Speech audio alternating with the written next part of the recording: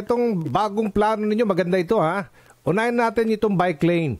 So, pwede na, ang plano ninyo, hindi lang bike, pwede na rin ang mga motorsiklo ang dadaan po dyan? Shared lane? Yes, sir. Actually, okay. May pag-aaral po na iniintay namin matapos. Opo. May pag-aaral po ginagawa dyan kung paano po namin to best utilize yung existing bike lane. Kasi alam niyo po, Sir Aljo, batas po nagtalaga sa bike lanes na yan. Nagpondo po dyan na malaking pondo po ang ginamit nilaan. Kung matatandaan po natin yung Bayanihan 2. So, batas po nakaprotekta dyan. Hindi po natin pwedeng baguhin kung saan po gagamitin yan.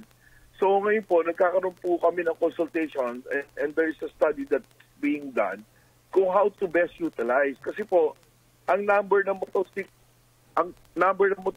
ngayon is 165,000. On EDSA alone yan, sir, EDSA pa lang yan. So ngayon, ang gumagamit ng bike lane, siguro close to 1,000. No?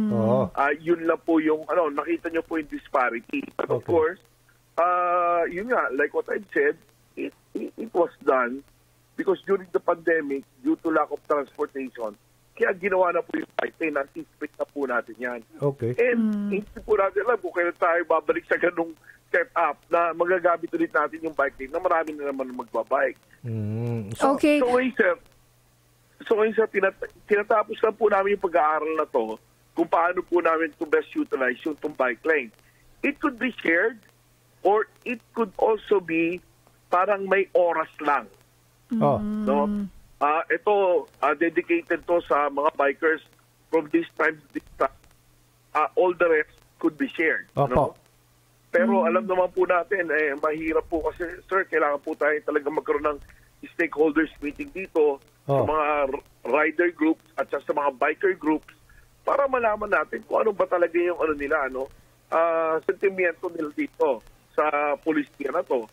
Kasi ang sinasabi nga rin ni Chairman, dati po kasi ang MMDA, talaga they are advocating for a protected bike lane. Kung makikita niyo po, sir, may 21 kilometer bike lane kami before sa EDSA, pero these bike lanes were placed dun sa sidewalk na may harang po yan.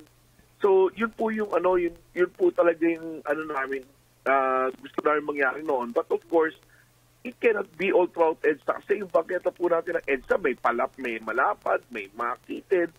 So, mahirap din po. Ngayon, tinitignan po natin yan, yung alignment na yan. If it's feasible to put the bike lanes on the sidewalk, kasi naglalakad po sa EDSA, ibihira rin lang naman po. Tama. Opo. Ito pong plano ninyong elevated walkway naman, Colonel, at bikeway mula Guadalupe hanggang Cubao. Okay lang po ito mangyayari. Maganda yun. Makati na lang hanggang Quezon City. Parang gano'n. Maglalakad ako dyan. Opo. Kung hindi po nagkakamali, approved na po yan. Ang tawag po namin dyan is Greenways Project. Oo, maganda po yan. Approved na po yan ng World Bank. May pondo na rin po yan. Talagang tinitignan na alam po kung saan po ilalagay yan. Kasi syempre, sir, may pundasyon yan sa ibaba. Tapos makikita naman po natin, may mga MRT stations tayo that cross EDSA and may mga footbridges din tayo. So all of these alignments are being studied by our traffic engineering. Kung paano po natin gagawin yan. Kasi ang gusto po namin i-connecta sana yung mga, alam niyo po, yung mga MRT stations. Kaya pwede ka na magdala ng bike or mag-bike ka na lang. Tama. Kasi actually, sir, ang EDSA is only 23.8 kilometers dulot-dulo yan, no? Itong pinag-uusapan natin, maybe less than 10 kilometers lang Alright.